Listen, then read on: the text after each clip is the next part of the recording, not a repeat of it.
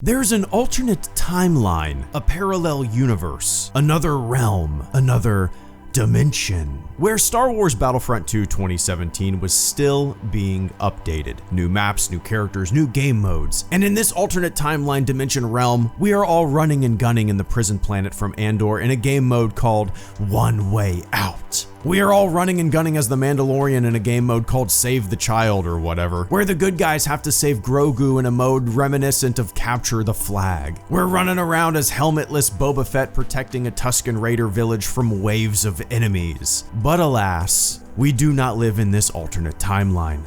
We are stuck in our universe. We are forever unable to peek into what could have been.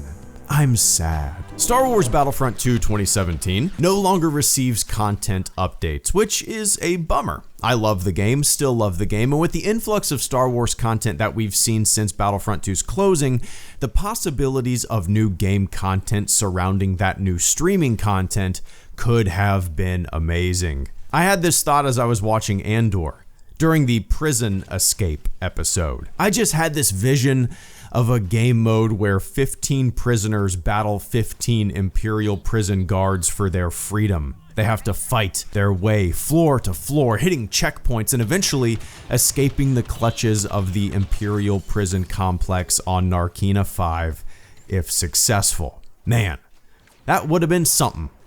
Man, I understand why the game came to a close. Nothing gold can stay, I get it. You can't endlessly pump out new content for a game when you've promised free DLC for the life of the game. You know, maybe if they did something similar to a paid all-in-one delayed release DLC pack, kind of like Mario Kart is doing right now, you know, that promised new content which paralleled future Star Wars projects, maybe then it would have been possible to fund that future content heavily.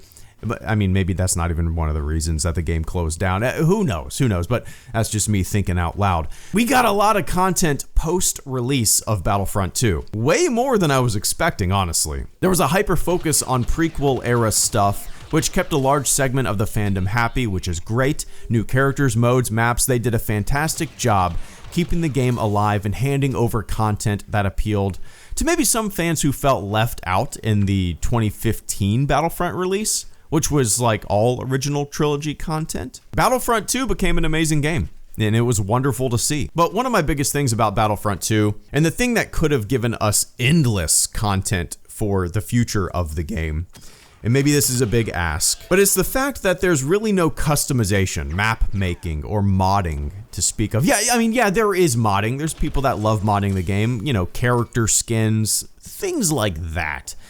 But that's not going to keep people around large scale.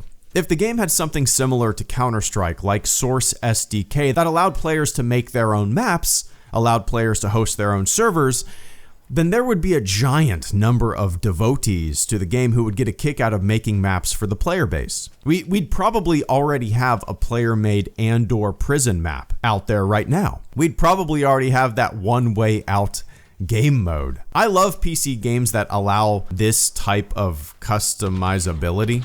You know, for like 5 years from 2001 to 2006, around that time frame, I made my own Counter-Strike maps and hosted multiple servers. I loved it. It's one of my favorite video gaming memories. You know, making maps, polishing them, uploading them to my server, and seeing 20 people running around in my creation having fun. And giving a player base the ability to craft and modify at that level elongates a game's lifespan.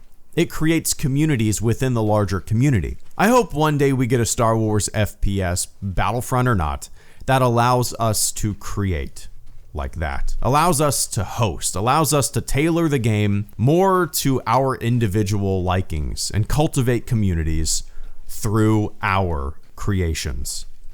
What a dream.